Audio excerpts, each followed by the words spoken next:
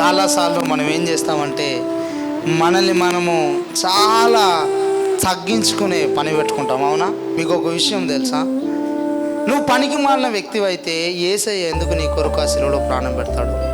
నువ్వు దేవునికి చాలా అంటే చాలా ప్రాముఖ్యము, నువ్వు అవసరము దేవునికి. ఎందుకంటే నీ ఆత్మ ఆయనకు నశించుకోవడానికి ఇష్టం లేదు. కానీ కొన్నిసార్లు మన మాటలు మనల్ని సామర్థ్యాన్ని పొందుకోకుండా ఆపుతాయి. కొన్నిసార్లు నీ మాటలు నిన్ను కృంగదీస్తాయి. కొన్నిసార్లు నీ మాటలు నిన్ను నష్టాల్లోకి నెడతాయి.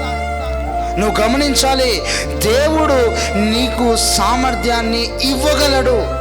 చాలామంది అనుకుంటూ ఉంటారు, ఈ జాబ్ నేను చేయలేను, ఈ బిజినెస్ నేను చేయలేను, ఈ పరిచయం నేను చేయలేను, ఈ యొక్క పని నాకు కష్టంగా ఉంది, ఇంత దూరం రావడం నాకు చాలా ఇబ్బందిగా ఉందని నువ్వు అనుకుంటుండొచ్చు. కానీ నీలో సామర్థ్యమును కలుగజేయవాడు